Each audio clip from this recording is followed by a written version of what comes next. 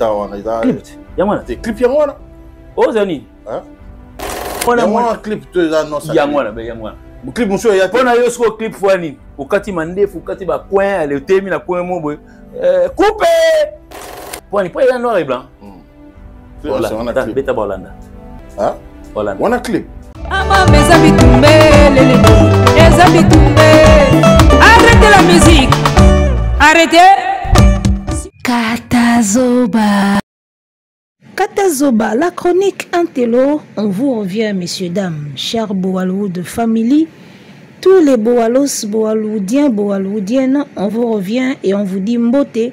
Bonjour, nous sommes la meilleure chaîne YouTube du moment, Boalou de TV, et chaîne Oyo Yamakambo Impact, na idéologie, avec l'animatrice du moment, la gourou du temple, la plus suivie, la plus écoutée, il y a YouTube en ce moment.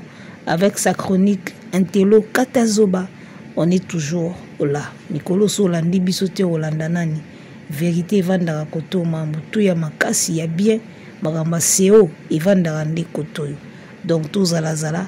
Et ça la biso na bino kitoko elengi. Koyeba ke bozawana ebele kolanda biso et ça la biso plaisir. Alors restons ensemble, il n'y aura pas de souci. Abel Boalandi Makambwe. Amama Makambwe. Alors, nous y voilà, chers messieurs, chères dames. Toyeli sous la gourou du temple. Encore et toujours, Katazoba, toujours Boalou de TV, ne tombera jamais. Bazo longwa, bazo kende, o bazoya, baoya. C'est Léo Scram, tata mapasa yemba. Bako kende, bako zonga.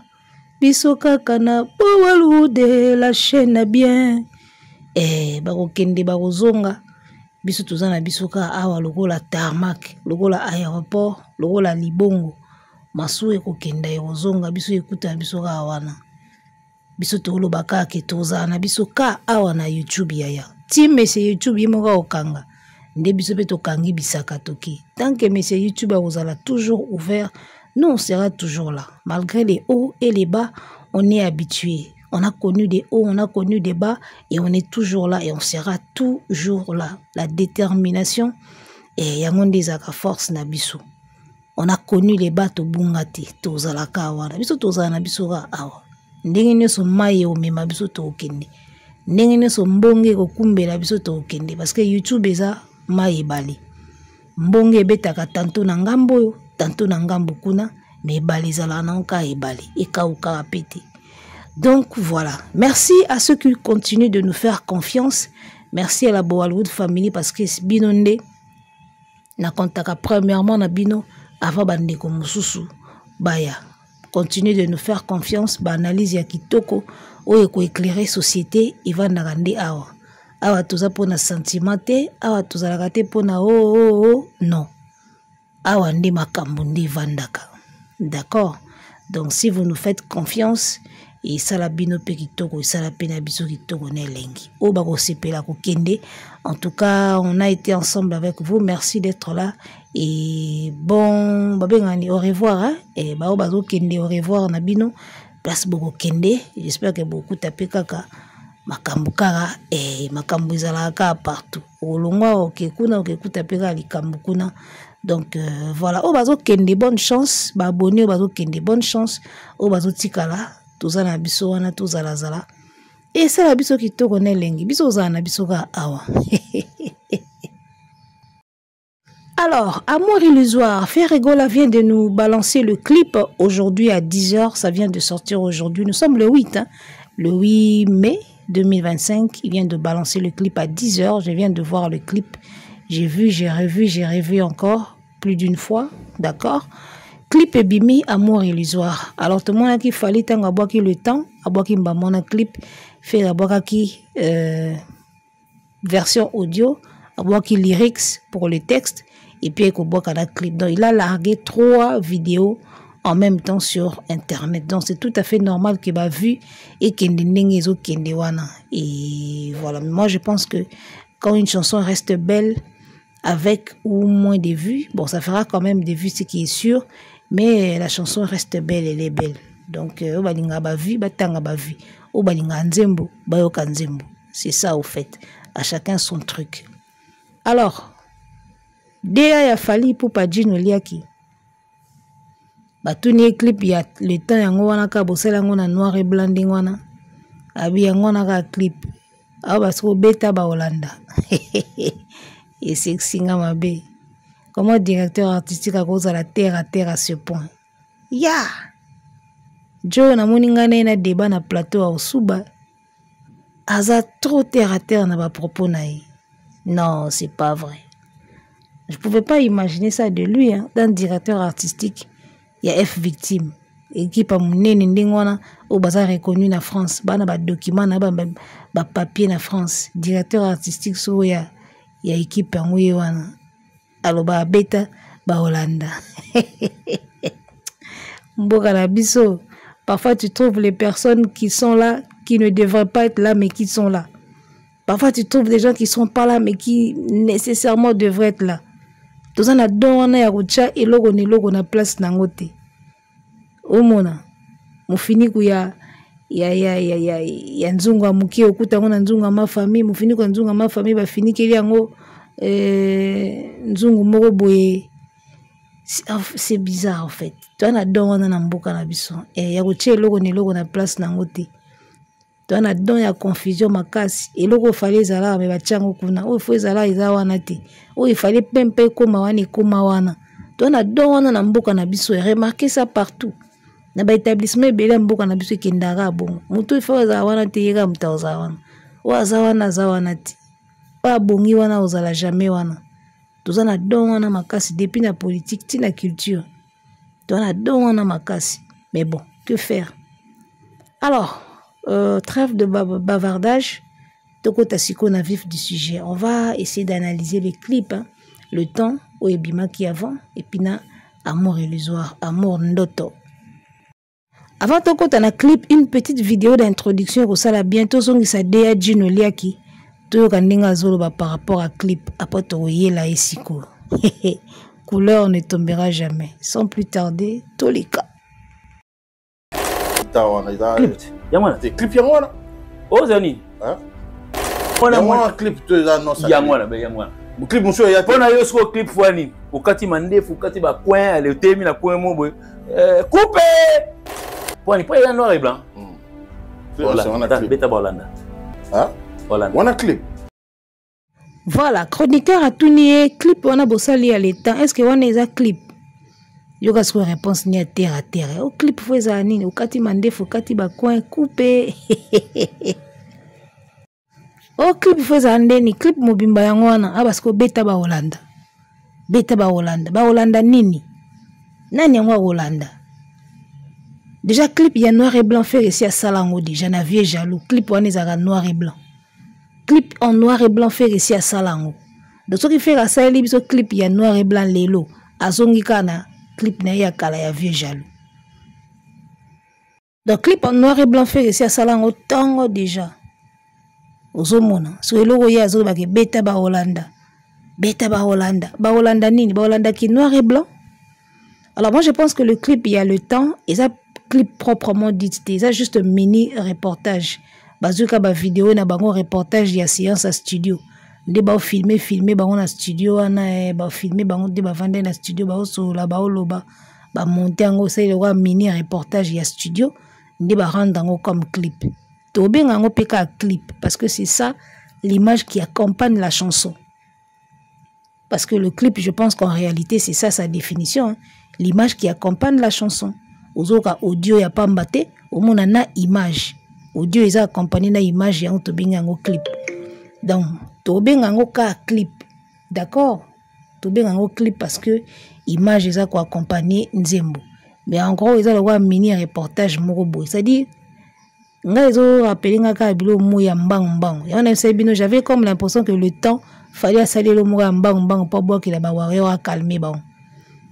Comprendre? Même clip ezo funda ke zelo mo ya mbang. To lobi te que clip il faut zaka mutakati mandefa kati ba coin avandi a bongami. Mais pourquoi pas? Clip ezo peka ndebo salika mini reportage bongo comme nango peka clip. Mais koya ko loba te ke ba Hollanda parce que faire ici ça la clip en noir et blanc. Il y a qualité, il y a bien. Le clip, il y a vieux jaloux en noir et blanc. na ba écrit likolo donc eloko ba Holanda wana na omona ngote.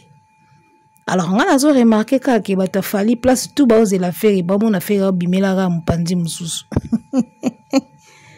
Faire gola mais c'est compliqué.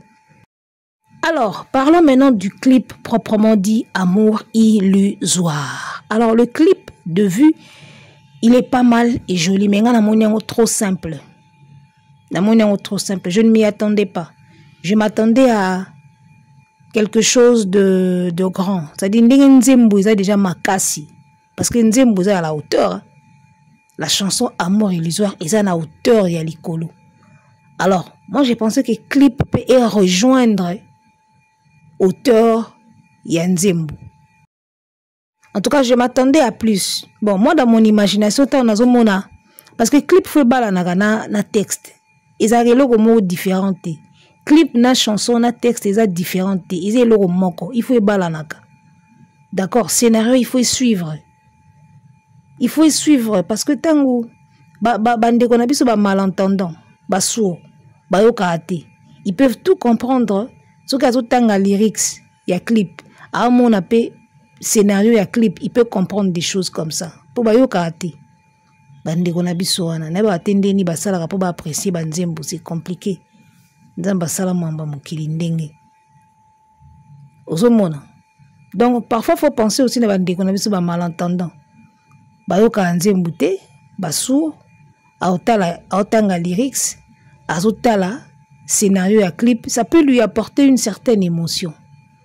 Ozomona, bande ko na biso wana bazake belé te bossa na bango. Te bossa na bango bazake belé yango mona ba film mususu. Ozoka moi eza na santé mais obeta ba 1 million de vues, ba 2 millions de vues. Po anini bato ya bande ko na biso ba malentendant wana batala rapé biloko. Ba sepela rapé na ba biloko. Soka zo ka santé au s'accrocher na texte au s'accrocher na makambo na ba mouvement na ba mime. Tu vois, il y a un moment où tu vas faire des vidéos na ba mime na mon ébiser moko en Nigeria asala ba vidéo moko ya ba mime asala ka ba mime kaka na biso abeta ka ba millions de vues net na film. Tout ça parce que et les entendants et les malentendants batala kai parce que na bino tout beau comprendre ba mime. Bato wana baza majoritaire pe ba rapé belé na vie bato ayoka ate wana. Il batala rapé ba vidéo. Donc parfois lorsque nous faisons des choses en tant qu'artistes, tout pense à peine à bandeko wana. Ba na communauté moko pe mo ebelé. Ba ko peso pe ba vie. Ozomona. Donc c'est wana sala ba vidéo et ba mime sans parole, sans son. Atala makafora beta ba 1 million, ba 2 millions, ba 4 millions, 15 millions parfois. Ba image nae. Parce qu'il y a aussi la communauté malentendante, wana. Il y a sourd balanda kaye. Donc bref, tozonga sko na clip. Et je disais clip et balanité na hauteur ya Nzembo. Au moins ba clip quand on parle de l'illusion, ndenge na imagination na ngezalaki. Lorsqu'on parle de l'illusion, quelque chose déjà où il y a illusion, il faut tout sentir dans une image qui c'est pas palpable. Tant qu'on a moni na souka ba comme Étienne Pro, j'ai vite compris que Étienne Pro fallait qu'à tout s'attendre na clip pené à la hauteur en Nzembo te. Na moni Étienne Pro. Tant on a moni na souka ka na moni Étienne Pro na bia. So kenda ki ata o asala shishiwash. Kombone kiminga jo asala shishiwash. Je crois Yannick Wawa. So Yannick Wawa beta iboro nde kokani na texte. Étienne Pro, je suis désolé mais obeti moi libanda. Otieli biso mona mwasi moko alali, on comprend que ne bandoto nanga. Azo réfléchir, azo dessiner mobali na cahier, là oza na kati ya texte. Mais eza ne logo moko o loupé. O loupé façon ya ko démontrer biso un amour illusoire. Au monde on a ba film à mindele. Lorsqu'on pense à quelqu'un qui n'est pas présent, bobinde ba présenter biso on a image, même dans ba film, même dans ba série. Au monde au fandi bo mona imaginer ye. Soko lingo ke simba ye alimwe. Au fandi bo mona bimele na sima. Leta zo simba yo mais so yo lingo toucher ye alimwe. Au mona ya telemi kuna obando poussa nozo landa so komika pembeni alimwe. Ça c'est une façon de nous présenter quelqu'un qui n'est pas présent physiquement. Et moi je pense que cette façon de le montrer na ba mindele c'est la meilleure. Pour na olaksa biso muto aza physique te ou aza présenté. Cette façon-là, ils ont vraiment trouvé la bonne manière de nous montrer ça dans la vidéo. Quelqu'un qui n'est pas. Ndenge moko na ba film a mindele soki muto akufa. balakisaki na mode pâle. On comprend que c'est une personne, mais pas physique. A comme déjà esprit, a dans monde dans l'au-delà. C'est simple comme compréhension. Ils ont vraiment trouvé cette bonne manière de nous faire comprendre dans la image une personne qui n'est plus physique. Et ça, c'est la meilleure des manières. Et moi, je m'attendais na clip à faire et tout le monde a mobile moko ya chocolat mannequin là. Et puis Joe a na clip ya Aya Nakamura ya la dot. Bobi Taga Aya Nakamura la dot. Ah oui la dot. Bébé veut un gosse. J'ai fini en tête, moi je veux la vie de rêve. Le mannequin là. Oh ça na film Aya Nakamura ya la dot. La clip ya Aya Nakamura la dot. C'est vraiment le taille parfait au bas décrire dans Nzembo Ferry. Il a un teint chocolat, café. Alors, imaginez un garçon comme ça. Le gars, où il y a un clip, il y a Aya Nakamura, il y a la dot. Ça quoi apparaître, c'est quoi, il pas moi, si il y a un clip à faire. À apparaître, à disparaître, à bimer à limo, à mon année à limo. C'est exactement ce que moi j'avais dans ma tête. Donc, moi, quand j'imaginais déjà la clip, de chocolat, café, taille, mannequin, bien la beauté, banini, à apparaître, à limo. Ce quoi là, libo, à monier. Azolota moni na ba film etant basala mutalali azolota il y a une façon balaksango tout le monde même pas place au moins na moi c'est na lali azolota garçon na ndoto parce qu'il y a il le voit chaque jour dans mes nuits dans mes rêves na bandoto nanga tout le monde même pas place azolota tout le monde place à lali oui la fille dort mais place azolota muta chocolat café tout le monde et puis ce que l'accès kata moi tasse moko ya chocolat na café na peut ce que ça et ngai ça la bien. Donc, Etienne Pro a raté Penza Clipo, moi mouké. Mais là, c'est le gars bien, j'ai aimé les prises. La prise aux ozois. La CPLGA n'a pas prise. Au cas où l'accepte, ce un clip, moi, tasse, il y a café au chocolat. Et ça la paie bien, c'est un message. C'est le mot où ils ont un clip, moi, tasse à chocolat, café. Et ça la bien. Tout le monde est taille à mannequin, on a peine chocolat, café, tout le monde était. Bon, ce qui joue en haut, il fallait faire ce qu'on a apparaître dans notre fille en haut. Il fallait ce qu'on fait, apparaître à Limoy, à Bimi à Limoy, à Yebo à Limoy, pour y à chocolat café. Il fallait ce qu'on fait, ça la mannequin en haut, à chocolat café, à Bimi la fille, wana, à Limoy, à Monani bo à Limoy, Yebo à Limoy. Il y a aussi la café, chocolat dans la cuisine, faire à l'équipe dans la cuisine pembeni. Au moins, illusion est à la ranine. Surtout mingi na contexte ya bolingo tangu bana basi balotaka mubali moko bo imaginaire on l'imagine na ba pièce nyoso ya ndako les quadres loba ba pièce nyoso etonda na amour na chambre à coucher salle de bain salon tina cuisine c'est ça Rosie ngeli azangeli omona lorsqu'une femme s'imagine un homme a imaginer que na ba pièce nyoso ya ndako nae au sala café au moni ya lekina simana yo ozolamba bo moni na esui na luketo à lekina salon. C'est comme ça qu'on s'imagine un homme. Il fallait tout le monde en a kata clip. Une femme arrive à mobali na ba pièce tout ya ndako ne amona e oye na salon boyo zomela moi ji au moni ya vandi à la télé mais physiquement zawana te. C'est comme ça qu'une femme imagine un homme. Tu imagineras homme na bando toka te olalika oloti parce que un amour illusoire c'est quelqu'un avec qui tu rêves de vivre, de partager ton quotidien. Oso rêver au partager quotidien naïe. Oso rêver au partager à chaque moment de ta vie naïe. Café, déjeuner, petit déjeuner, souper, ba moment ya kolala, ba moment ya mo ba physique ça la nanda kwe, ba moment ya oso beta machine na ordinateur, oso travailler na ordinateur ayeli mo ta sa ju pembeni. C'est tout ce qu'on s'imagine lorsqu'il y a une femme qui s'imagine un homme. Une femme qui s'imagine en relation avec un homme. Même s'il est invisible, c'est comme ça qu'on imagine un homme. Et à Mogolali Boé, on dirait à Lingio Nanzoto, mais à Zawanate, na esprit kaka. C'est des scènes comme ça qu'on devrait voir. Etienne Pro, je suis désolé, papa. Je suis désolé. Moni, ce que ça réalisateur, il y a un clip. Ou bien, les tibavés Nanzoto, Aline Osene. Aline Osene, ngana yoka, azalaka scénariste, il y a un clip. De bateau, va spécialisé dans créer une scène pour un clip. Bateau, il faut bazalaka ba cinéaste. Et puis, il faut pas avoir une imagination très lointaine, très profonde. pour beba kokota na kati ya texte pour comme scénario ya bien. Lorsqu'une femme rêve d'un homme, il faut y arriver à cailler sur tous les plans. Arriver à na ba position nini, arriver à na ba moment nini. Si tu comprends ça dans ta vie, tu peux facilement mettre ça en scène dans un clip.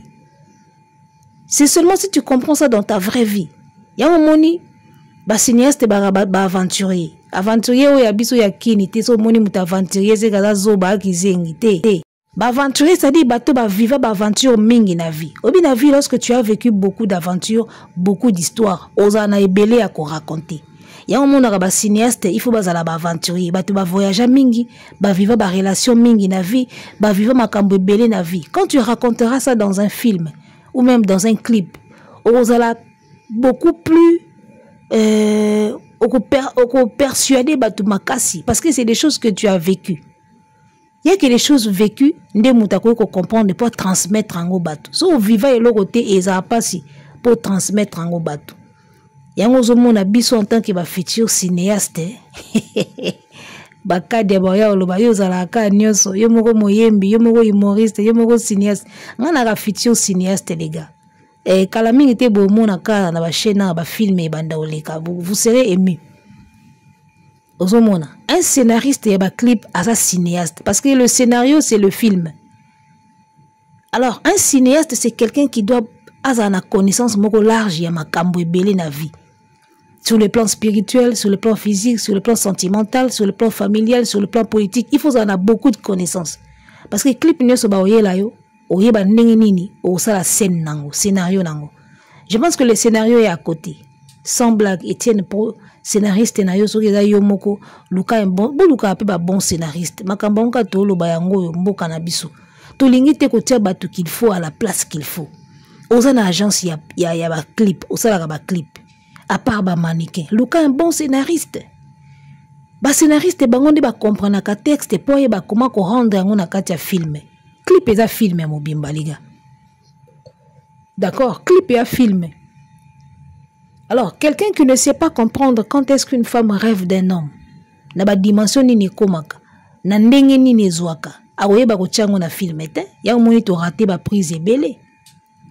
Non te sabino une femme qui rêve d'un homme a partagé vie na ina homme wana mais homme ango azo exister na mti. Arrive ki na ba position moko boye na ba genre moko boye.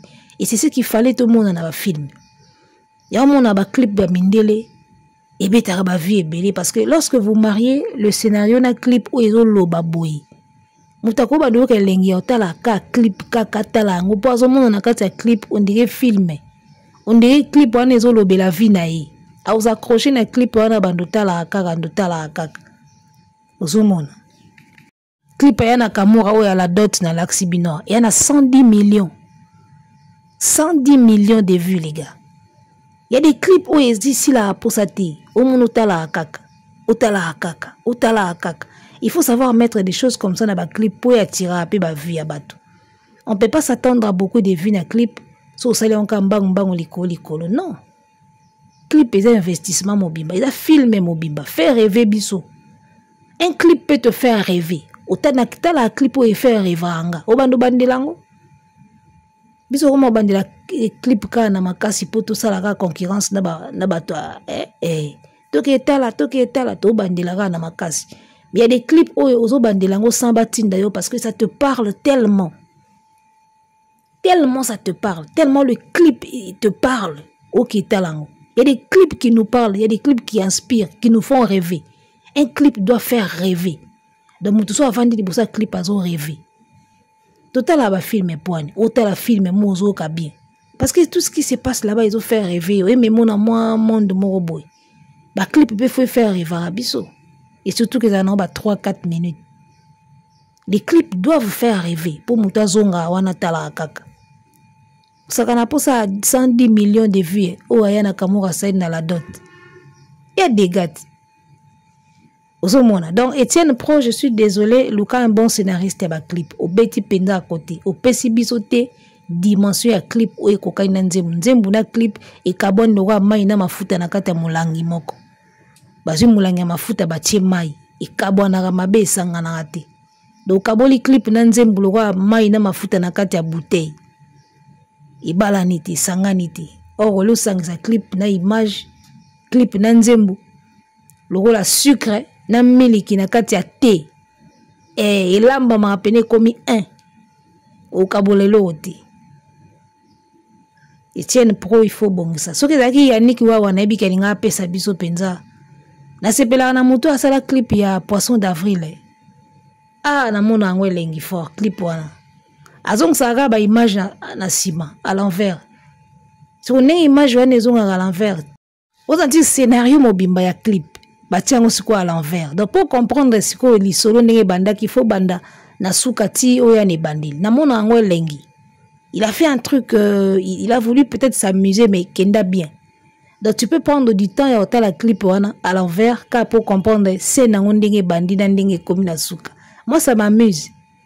Clip il y a Yannick Wawa poisson d'avril. Il amuse anga fort. Ndega image zonga la sima. Na s'amuse à ce qu'on a la image ce qu'on ndenge zonga on a sima. Nga ce qu'on a mais qu'à comprendre on a ndenge bandeli. Tu vois, bablo romo ya ndenge wani sala bien. Donc, la chanson est tellement licolo et le clip a énassé.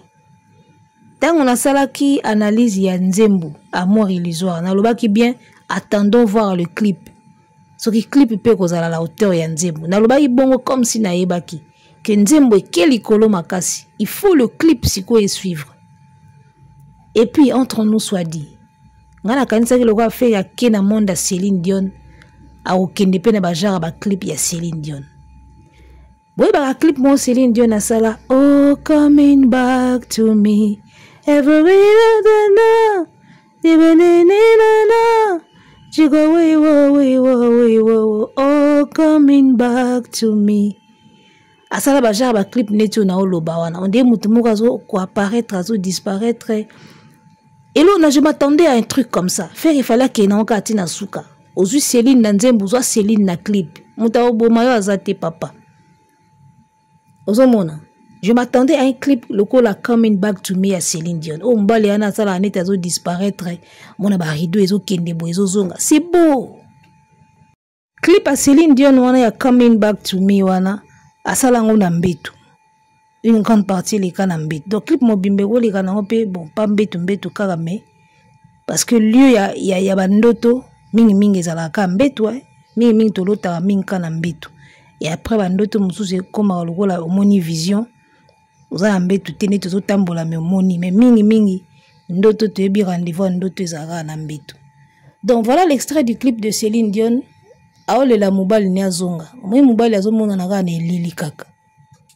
Voyez un peu ça? Il y a vandina ba bougie, ça c'est l'image réelle. Et na ombre wana mobile yo azole la zonga qui n'est plus au fait. Qui n'est plus. Donc moi je pense que tozangi na clip ya faire ba image ya illusion ya mobali. Oza ko apparaître ko disparaître parce qu'il n'est pas là physiquement. Et c'est la meilleure des manières pour moi, c'est la meilleure des manières ya ko laksa biso dans un clip ou dans un film une personne qui n'est pas là physiquement. C'est la meilleure des manières. Dans mon até manière ni mususu boko créer ya sika po laksa biso mutu aza wana te na physique. Omoni. Ya le wana lo bailo moko la formule qui marche, on ne la change pas. Formule simba ba change yango te. Omoni so sali film moko boy na film wana mutu moko akufi akomo bima. Te binde balaksa yango. Balaksa mutu wana bimaka pal. So talati lamba pembe, so ta bimaka pal. C'est la meilleure des manières. Ya mona ba image mususu mona mutu akufa bimeli na film. So o leki boy o koti na katikati na ye. Parce que ça sous physique te. Omoni, ya ko telema na sima na oto liboso na yo leki o koti na katikati ya nzoto mutu wana parce que ala physique sauté. Et moi je trouve que ça c'est la meilleure des manières ya olakisa na film et na clip mutu aza vivante. Ça reste la meilleure manière ya ko faire comprendre des bateaux à travers un film que mutu a telemi wana asa kufa to aza mutu moko imaginaire. C'est la meilleure des manières. Donc Etienne Pro et le rozangi si bitu za ba image o ya to mona mutu moko aza wana mena physique te. Ozangi si bitu ga illusion wana. La vraie illusion pena na image to moni yango te. Ozomona. Vraie illusion to moni yango te. Même photo. To koka pe ko mona photo na kati ya clip photo ya fille wana na mobali ne oyo azolota mais na photo siko mobali wana aza moins effacé un peu pâle. C'est-à-dire que azolota ki baza même na photo na bango mibale ensemble. Mais seulement la photo on comprend que l'homme n'est pas vraiment là présent. Voilà, ils ont ba prise de vue oyo zangi ba expression oyo et ko kay ko bakisa pena ko renforcer texte na kati ya clip. Ba image oyo zangi au fait. Mo ba photo ba blo mo bongo ba illusion mutabimi alimo il a ba blo vraiment oyo zangi.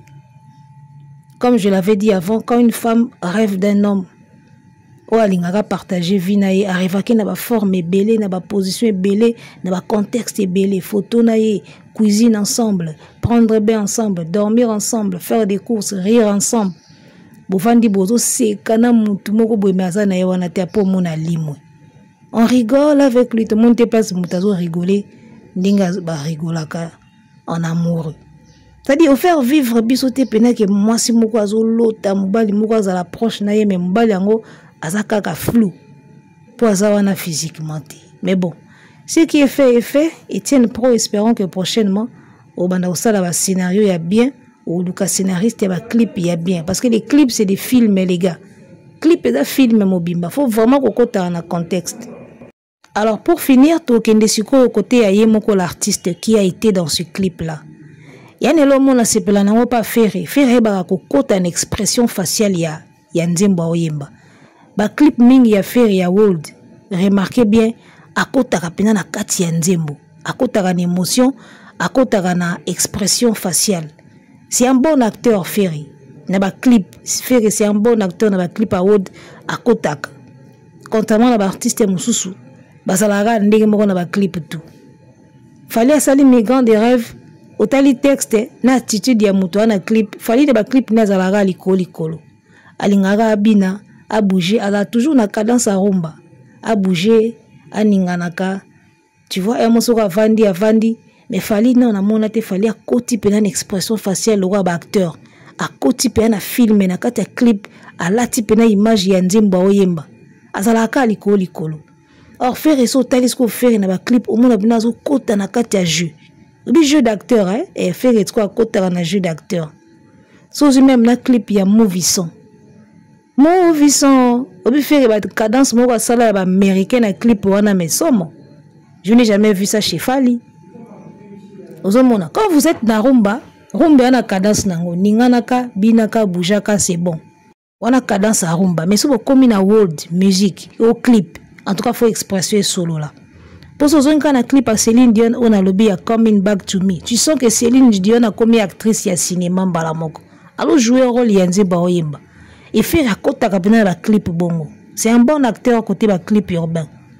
Bon arumba ningana neka azobina. Mais ça à côté ce qu'on a clip urbain faire à côté à un jeu d'acteur. C'est que je ne vois pas trop chez Fali. Fali a la likolo trop. Azara trop d'attitude moko na ba clip de tout. Quel que soit thème ya nzembo azaka na attitude moko azaka na cadence à rumba azaka na attitude ya rumba. Fali ne donne pas vraiment les émotions et landana na nzembo azoyemba même en world musique. Mais quand tu regardes faire na ba clip surtout ya world au mona na kotaka faire ba okota na moi jeu d'acteur a koti pena zo jouer neti comédie à théâtre ou ya cinéma. Ça il a lingana on pas faire et tu sentir que na clip au amour illusoire lui il a joué les expressions hein. A joué ba émotion a joué ba expression à côté pena na kati ya rôle même si mutasali clip a beti libanda mais lui l'acteur il a donné son côté acteur na kati ba clip et ça il le fait bien. Donc voilà c'est tout pour aujourd'hui tokutanaka mbala sima et balobi awa analyse ya ba msuba obanga tozonga baobanga tozonga po bayebi ke mai na mafuta ekokani te ko bana basi na bango ya terre wana bamba kwa analyser boy au décortiquer clip boy bayebi c'est quoi le rôle d'un réalisateur, un cinéaste, un scénariste de clips bamba ko loba makambo no sakana ozila. Arrêtez la musique, arrêtez ko